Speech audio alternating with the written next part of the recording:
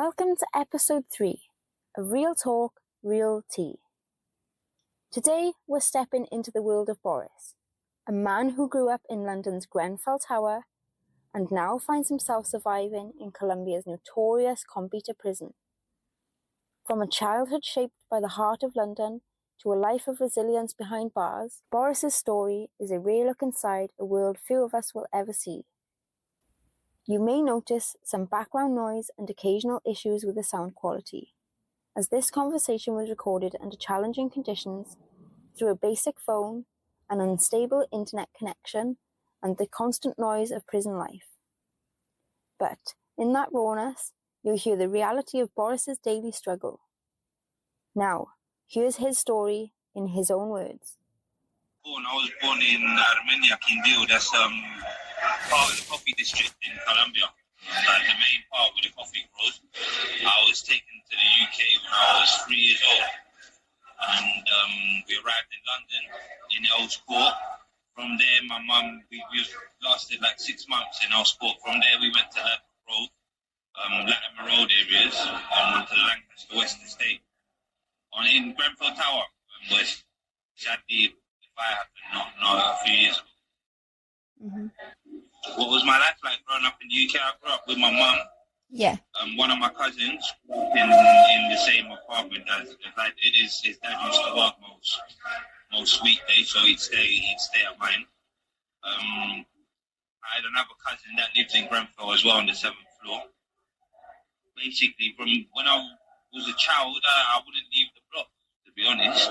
From school to the block, and all my friends used to live in the same tower block as me. But as I got older, I think what happens on most council estates in the UK, a lot of bad influences and that, and I got in a lot of trouble.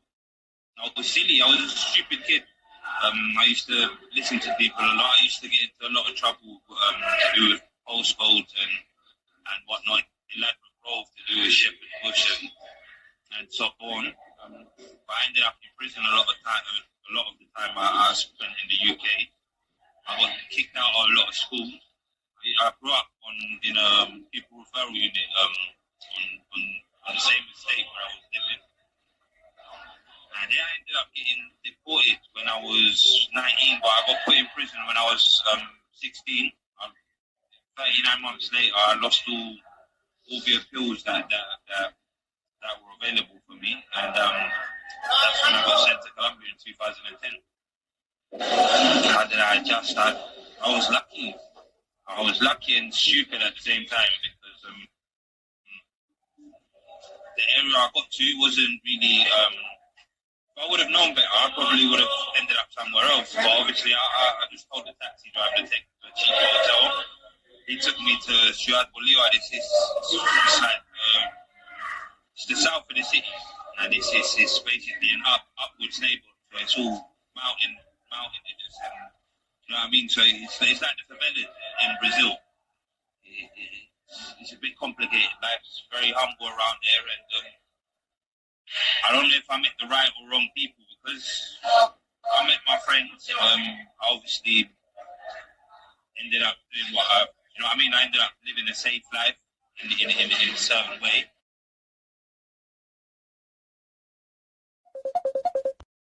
Noise. But I need to keep still. If I keep still, it won't go. It's fine. Right. I met the people I did, so in a certain way, I ended up getting my job and from what I am nowadays. But at the same time, I ended up in here. But I survived thanks to the people I met, to be honest, and the things I learned. I would have rather ended up in a different neighborhood, like I said. But things were complicated when I arrived. There was a lot of conflict in my barrio with the old paramilitary groups and the Oficina, the group I'm a member of nowadays. It was pretty much a situation where, like they say back in the UK, you either get down or lay down. So I ended up working for La Oficina in Bigao, and basically I got my job when I first as campanero. Campanero is basically someone that looks down the mountain to make sure the police or the army don't come up. The first thing I ended up doing within the first 5 months I was here in Colombia.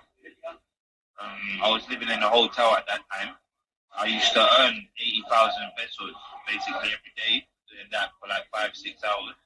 I would pay 20,000 pesos of hotel, and the rest would be to eat and to be able to move around. From there, things just graduated basically. I ended up. I know it's not positive, but at the time I didn't know better. And to be honest with you, for me to move out of the barrio where I had arrived, even more complicated because I had never been to Bogota, although I was born here in Colombia. I had never been back since I was 3 years old. So obviously, I was surrounded by the people that were in the barrio I arrived in. After being campanero, which is basically like a lookout, I ended up getting the opportunity to invest in, back in the UK, to hustle, to invest in merchandise and in the barrio where we was authorized to work for, and we had to buy, obviously, that merchandise of certain people, and the more we bought of them, the happier they was. So it went well for me. It was basically like a nightclub district. I ended up getting the trust of the person that coordinated my barrio. I ended up getting a job 2 years later to basically be personal security of our coordinator. That's one of the cases I'm doing time for now. One of the homicides is this bullet hole I've got that goes in and out of my trap muscle. That day I got shot. That day basically, I'm doing time for a homicide. It'd be manslaughter back in the UK, but it was in self-defense because I got shot in my trap muscle. One of my partners got shot in his stomach. My coordinator got shot twice in his head and passed away. But I managed to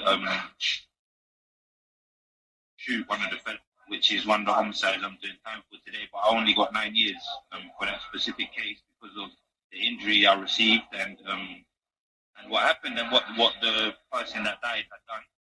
Obviously, I never got the same amount of time I got for the other one I'm doing time. So yeah, I ended up being his personal security for a year, which basically made up the 4 years I lasted here in Colombia. I got deported in 2010, and I got put in prison in September the 7th, 2014. And I've been here ever since. This year, I'm going on to the 11th. Wow. At this very moment, we had a big challenge that I just told you. We just got the fridge back that you helped us get run up, basically brand new today. But day to day, we wake up mostly at 5 a.m. There's a lot of people, as you can see behind me, that sleep in this hallway. Yeah. Not everyone has a cell. It's just that close up. Wow. But there's a lot of people that sleep in the hallway. So at 5 a.m., the people that sleep in the hallway have to get up so everyone can be about. Before 5 a.m., people can't just be walking around here. So at 5 a.m., me and another two of the fellas that work with me get up and we wake everyone that we call it carretera, everyone that sleeps in the hallway to get up. They find themselves in a friend's cell or they go and do something, I don't know, but they move from the hallway. Every morning I go down my heifers downstairs, we make coffee, we wait for everyone to get up for the cleaners to start cleaning. We wait and see, basically, it depends. The food situation in here is a bit complicated. Yeah. Luckily, it's been all right this week. A lot of people's families have helped out and that. People have their individual stuff and that, but we have a kitchen that we're going to try and sort out, which usually works now that we've got the fridge. But usually in the mornings, we start cooking and sorting out basically what we're going to try and sell to other patios, what we're going to hand out to the people that help with the cleaning of the patio, that help us in a lot of ways. And what we can, we give out to people maybe don't work for us or work with us, but they've been here for a long time and then went through hard times with us, basically. Personally, I don't do any of that. I'd be lying if I tell you I did, but I do supervise a lot of it. I supervise basically what gets brought in on behalf of my effort and then the people that coordinate us in here. Obviously, I try and help a lot with that as well when it comes to money and that. My effort, me and another fellow at the moment, but us we basically try and take care of that, and on top of that, in charge of security and discipline. Usually in the morning there's a lot of problems. The usual people, stuff goes missing, or they're arguing about God knows what, but I have to hear them out. If it's serious, well, I'd obviously go and tell my editor to give me his opinion on what I should do. If not, I'd try and sort it out myself. After that, I'd just be on discipline till basically midday. At midday, I'd hand over, and at 6, I'd chill for 6 hours. At 6 p.m., I'd get my shift again. He'd hand back the radio to me, and I'd just have to be on discipline on the wing. The security is mainly the perimeter. Basically 3 floors here, up there, and the first floor is the football pitch. If I move the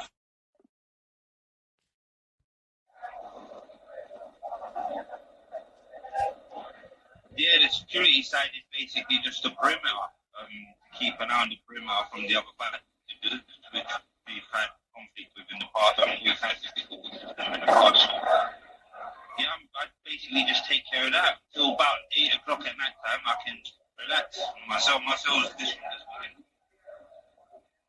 See.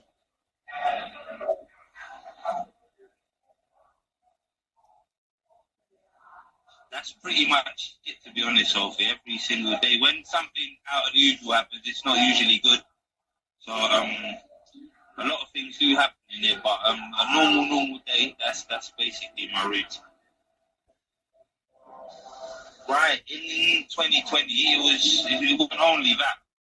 The build-up to that was basically a lot of conflict between the guards and certain people that were in the prison, certain people that had certain amount of power on the country's, let's say, criminal world.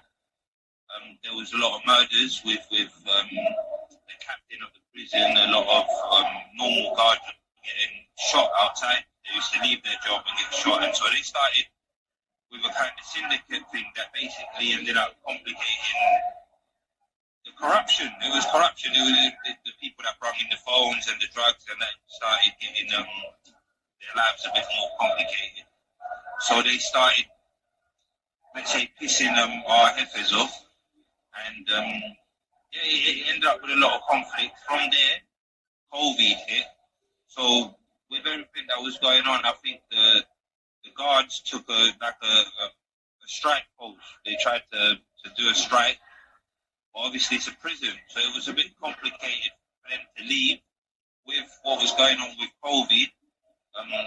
Like I think in any prison would happen if the guards just left, everyone would just go nuts, which is basically what happened. There was a lot of conflict between the badios because every badio in this prison it belongs to someone. But the owners from Elenos and FARC, they're basically guerrilla groups, rebels. They've got a lot to do with Colombia's armed conflict from way back. Patio 2 is where we are right now, which is basically Oficina de Miguel. Patio 3 is Costeños, basically people from the coastal areas of Colombia and so on. Every patio has someone that manages it, and when the guards left, people took advantage of that to basically to sort out their own conflict. I see. Which complicated the guards coming back, because obviously it wasn't good for anybody, but for some people, basically, I think any kind of like criminal instinct made them make it complicated for the guards to come in. When they tried to come back in, it's where basically they massacred a lot of people with firearms. The goalies, that's when they've tried to come into prison. And well, obviously, I think at that time, on our behalf, it was more because we were scared. Yeah. And they were saying rumors on the news. We was watching the TV, and on the news they were saying that we had grenade launchers and bombs, and that's live. We weren't armed. We had rocks, and there was tear gun, them gas guns that shoot off the tear canisters, and that. But that's what they had in here. But that's not a firearm. They said we had bombs, we had guns, we had rifles, this, that, the other. And they done it twice. There was 2 series of shootings. Since that day, Sophie, there's not been one gov that has set foot in Combita. We've completely changed, in the sense of the word, when it comes to any kind of normal routine in any prison that I've ever been in. We don't have healthcare, we don't have administration. We've got a perimeter around. There's army and police outside that basically surround the prison. We can see them outside every day, but obviously we know we can get to a certain point, which is basically in the olden days, we couldn't even get to that part of the prison, but to receive our food and to receive our clothes and toiletries and things, we have to go down to the gate where the army and the police take care of that nowadays. The impact, which is the people that are in charge of prisons here in Colombia, don't have nothing to do with Combita at this very moment, and haven't done since 2020, because of all what I've told you. Even before they left, things were very complicated, and Combita used to get militarized. I don't know how to say it, but the army used to take over the prison every 3 or 4 months because of things that were happening that came out of Combita. So it all led up to that, and since then, well, basically we've been in there on our own, as you can see. Just chilling. This is Sunday today, so.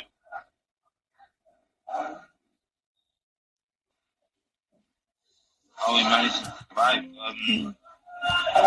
Right now, with what's considered, that's what they call it from the news, a self-sufficient prison. What happens is basically we receive help. I don't know how would say it in English, called bienestarina. What we don't go without is just like a powder. It's like a muesli we used to get in prison back in the UK when I done time in the UK.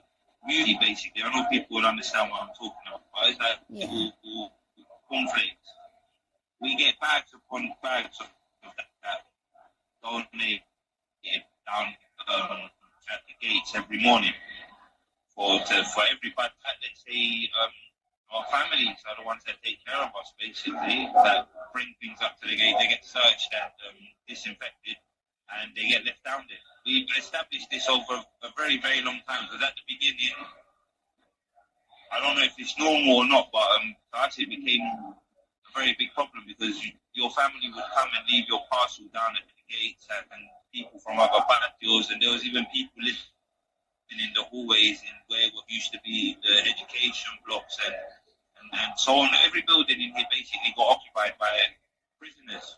There was no one to basically keep them out in the building. So when you used to go out for your packages, there was robberies, there was people passed away and all sorts out there. So we had to sort this out over many years. But nowadays, we take it in turns.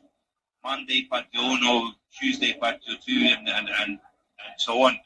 Today, Sunday, today patio 8 is the only patio that could go out, so we had to ask them permission to go down for our fridge today, but it's because it's a special occasion, and obviously they understood, so they gave us the green light. But every day has its patio that it corresponds to. So when it's Tuesday, it's our day to go down, just so we can avoid conflict and that kind of situation and confusion when it comes to our resources, because people in there are very humble, so it's important that stuff gets to the patio that it's being sent to.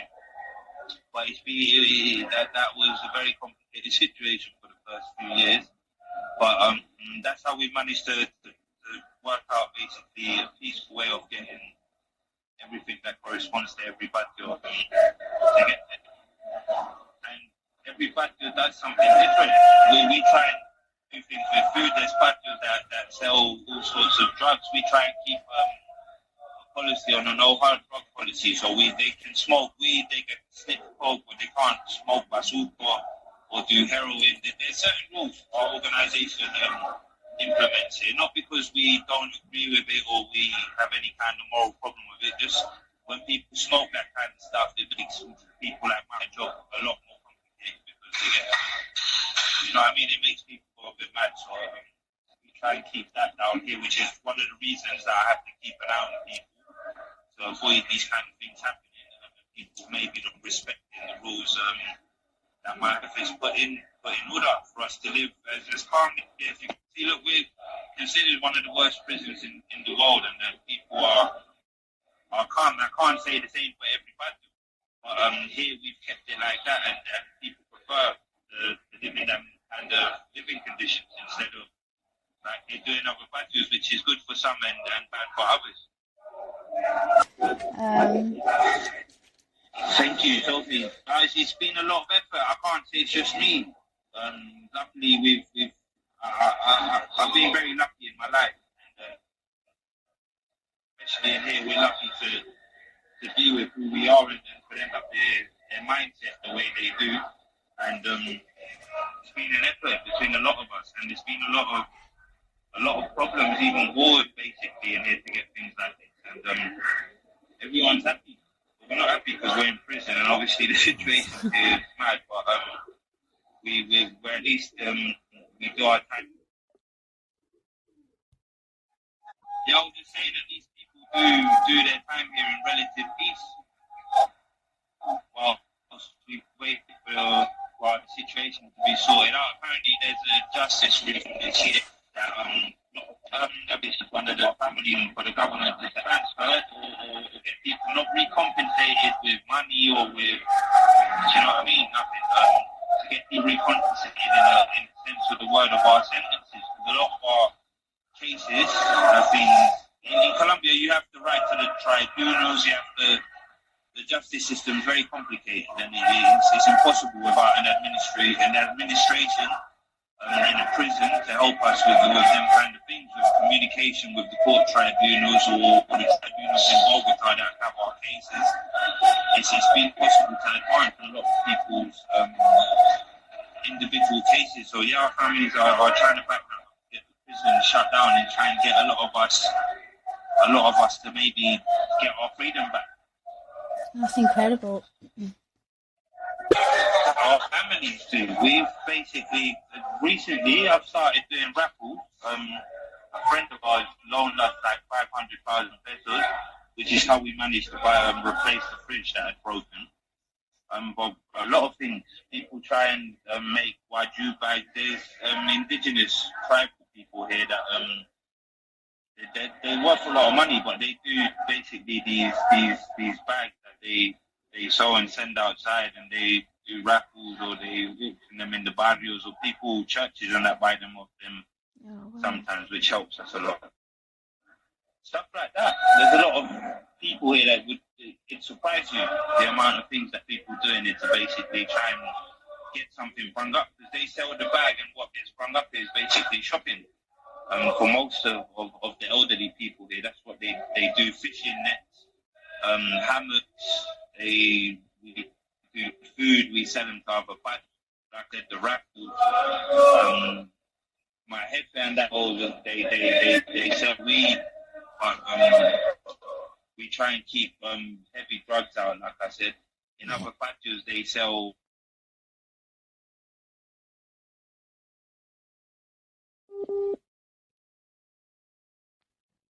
Okay. Yeah, there's a lot of ways.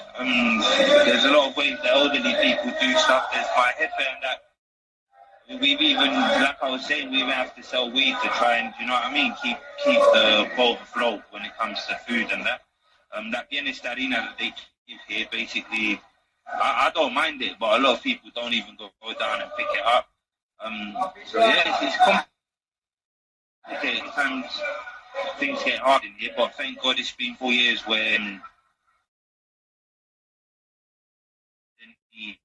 any deaths or anything like that.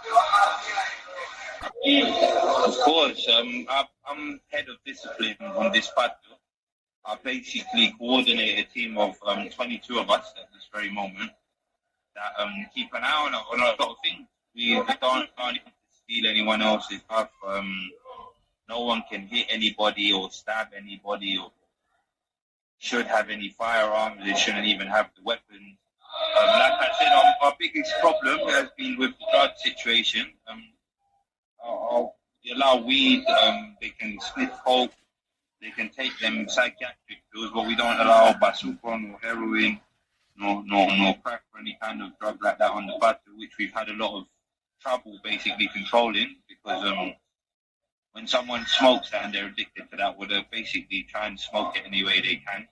But that basically that has taken us to kick a lot of people off the patio, which basically just means getting their stuff and putting them on the gate and well, for them to try and ask any other patio to let them live, or they live outside in one of the buildings, like I said to you before, where healthcare used to be, where the kitchens and so on. There's communities that live in them buildings. Life's harder for them because there's no water and etc. there.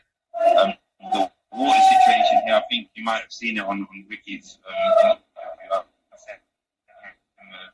few videos of how we get the water with the local fire brigade and the mayor's office of Tunha, which is one of the cities next to us. They sometimes send water tanks here to help with that situation, but they don't get to them kind of buildings. So sometimes they come and we got like in the video you can see they're big containers. We try and fill one up for them, for the people that live in the building next to ours, which used to be the same. Apart from that, how can I explain? Yeah, everything's controlled. We try and control things as much as we can. It's like any other place. Even when the guards were in here, it was impossible to control all these bun nutters, but we try to do the best we can. And it's in my interest and in everyone else's best interest for the situation to be managed that way, I think. And it wasn't like that. Obviously, when the guards left, the problem was who's going to be in charge, and that wasn't just decided one day to another. It was very complicated. It was decided by a lot of stuff I can't really talk about, but it's been on the news and everything. There's a lot of information about what happened in here, and as a result of everything that happened in here is why we ended up being in the position we are today. And every patio from here to the patio 8 was decided on, and whoever kept the patio they did. It's been like that for 4 years. But at the beginning, that was another situation that was very complicated to establish. And yeah, that's the results of what happened back then. So we try and keep basically the control that by a peaceful means, but obviously sometimes people don't respect the rules, or just sometimes they come in here, they ask my Pepe for permission to live, and they come here to steal or to do, or maybe there's personal problems that they try and sort out. Come in here and maybe hurt someone or try and kill someone, which are things that we have to keep an eye on. Mental health, I don't know. To be honest with you, look, I'll be very honest with you. I know our situation isn't normal, and a lot of things that we consider normal, or maybe the way I express, I say things, might seem a bit, might seem as if everything I'm telling you is something normal to us, but it's not that. It's just been 4 years where we've had to basically become accustomed to this kind of lifestyle, if I make myself understood. So I wouldn't know, to be honest with you, but personally, my daughter, my family, my mum, my sister, have made it a lot more easier for me, because things have been very difficult in the past, and my daughter's, I was saying, my daughter's my main motivation. I'm listening to do things. I'd be fine if I told you it was hard every single day when it comes to them. But 2 out of 10, 2 out of 10, they make me work a lot more than the others. When the fridge broke, no, the saddest thing about when the fridge broke is what we lost. We had like 30-something kilos of meat that we had got brung in, like I said, by different means. to get the money to bring the meat out. We didn't realise. I don't know if you can see. Yeah, we hadn't realised. For 2 days, we took out what we was going to use, and we hadn't realised that the fridge had broke. So when we got in there, first of all, because of the smell, we realised that everything had gone off and the flies and that. So you see, we lasted basically a month and so on with our fridge. But luckily, like I said, we've just found out it should be plugged in. I'll send you photos once I'm done here, and I'll send you pictures of it when it's ready. The fridge basically is a means for us to just store stuff without it going off, without having to hassle our families to come up every week or every 2 or 3 days. We can buy our supplies, store them in there, and work them, and then just keep it rotating is without, you know what I mean? People outside, like I said, it's thanks to our family and people that care about us, which is the main reason we live how we do and how we've been able to survive, like you said.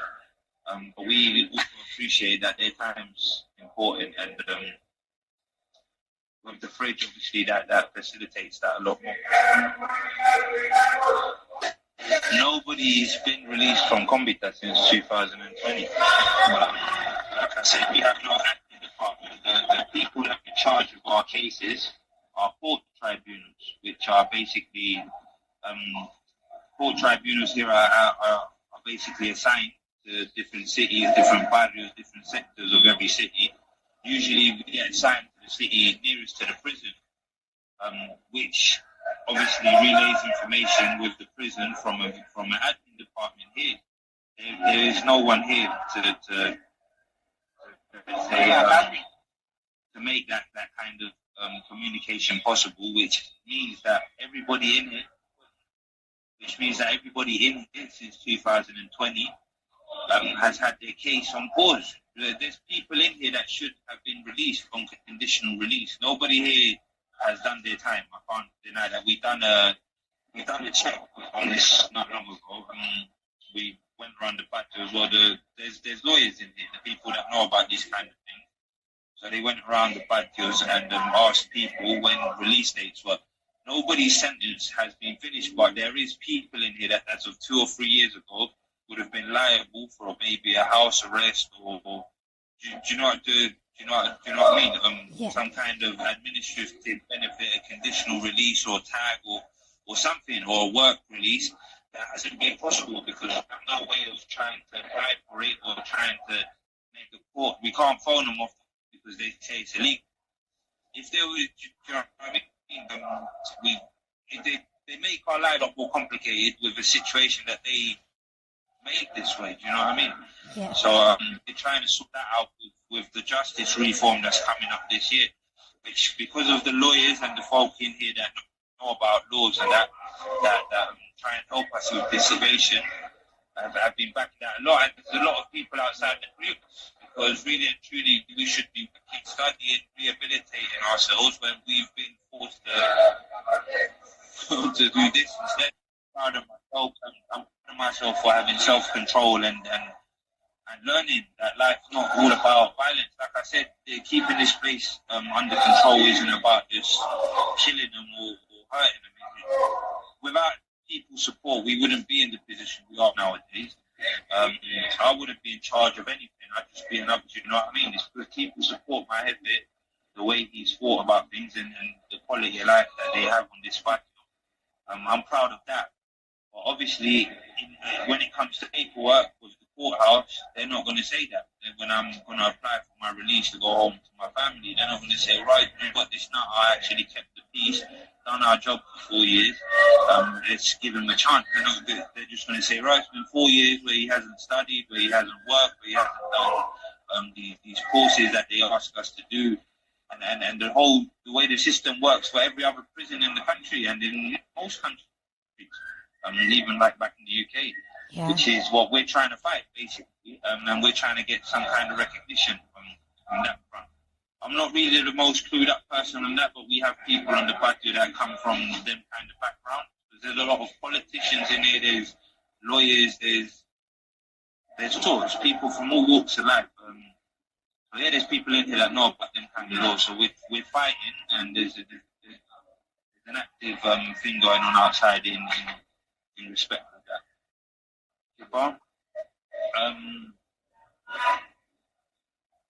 To be honest with you, the most right now after everything, I wish everything wouldn't have happened. I've lost a lot of friends, a lot of people I knew, people I didn't even know that have passed away in it because of all the things they done.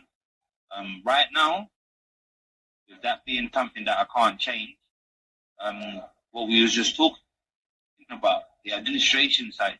Yeah. I personally have got an appeal going with the Justicia Especial para Paz. There's special justice for peace.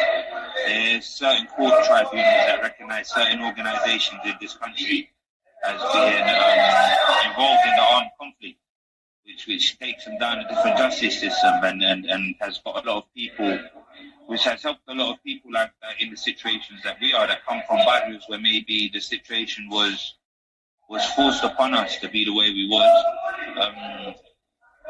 get their case looked at, which is something I haven't personally been able to do because of what happened in 2020 and 100 and other different individual cases that people haven't been able to sort out, and that maybe a lot of us could have been with our families instead of being in here still. But because of that situation, if I could change something now, it would be that.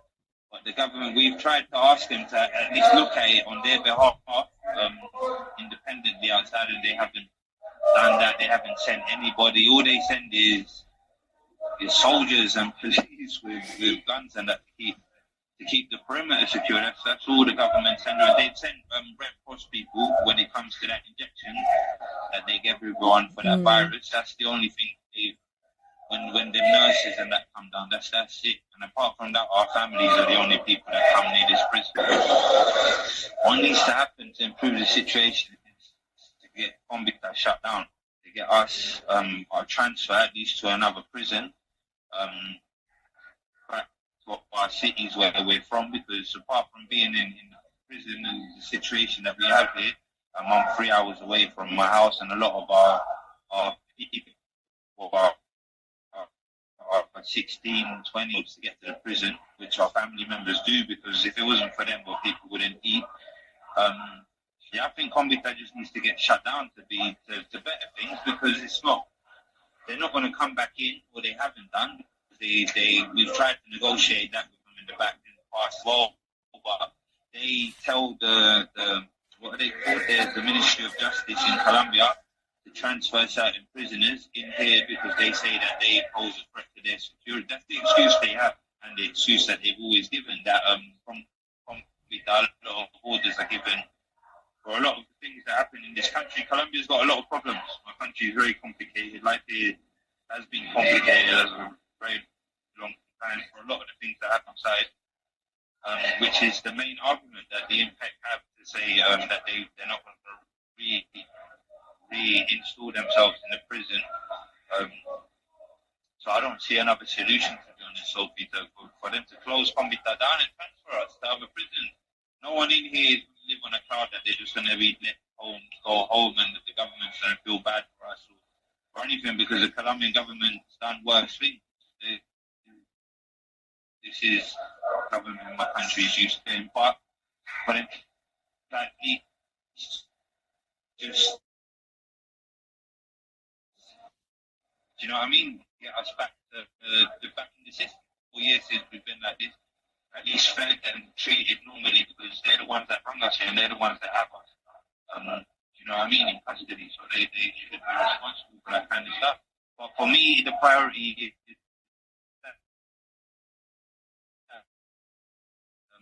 because I've got a feeling when I get here around 5 or 8 years, and I'll be ready to go home. Sophie, I think people like you that that give the time, that care, to let our situation be known. I know it's a lot of me to expect the government just to, do you know what I mean, come and close Combita. I know it's going to take time, but our goal is that. We're not going to, I do this because of that, because I know if we could just keep ourselves quiet, this country is just accustomed to that. Just keep its mouth shut about a lot of stuff. If we keep ourselves quiet about this, it's never going to change. And for us to help anyone that wants to help us, they can contact me on Instagram or Facebook, and I'm more than happy to receive any blessings that they can help us with. The food situation, like I said, we've just got our fridge, so I've got to get myself on that task to try and get some supplies and that, and get everything. Do you know what I mean? Try and get everything brung in to get the restaurant basically ready. The kitchen's even got dust on it because we haven't used it for a few weeks. But just to get that up, that's our main goal now. Because I know once we get things back to how it was the month 2 months ago, we was managing to sort stuff out for most of us. But there's 270 of we're responsible for, or that we make ourselves responsible. I've learned to be humble. I've learned that I don't want any more of this for my life. That I want to get out of here and try and be normal. Try and give my daughter a second chance. Try and give her a heart. Try and be there for her. Try and live life like I've never tried before. Try and behave myself, basically. But because of what's happened here in Combita and the position I've had to assume, I've learned that things are better off the peaceful way and doing things the good way and being, do you know what I mean? Making friends, not enemies. I think that's the best way to say it. Yeah, we're backed up by a lot of friends. You know what I mean? Although we had to use violence and so on to get control of the place, nowadays the people that back us are that we've been living in these conditions together, and it's thanks to all of us that we live in the relative peace that we do nowadays. There's problems like what you can see now, the flies and that, which is other issues that we have problems getting cleaning products and that, and then because we've got problems with rats, flies and mosquitoes. There's some little insects called chinches which suck people's blood. There's a lot of problems like that which we try and get help, and we're blessed enough to get sorted out sometimes. But yeah, it's all small parts that make up the whole process of keeping this place afloat. No, just thank you, so really, I'd really like to say thank you, and thank you for the article. I really liked it as well. And just thank you for your time and for caring and for your help, because I'll show you later. I'll take pictures and I'll show you the fridge downstairs to search it. They unscrewed some stuff like that, but they put it back together carefully. And from when I came up, it lit up and that, so it seems to be working.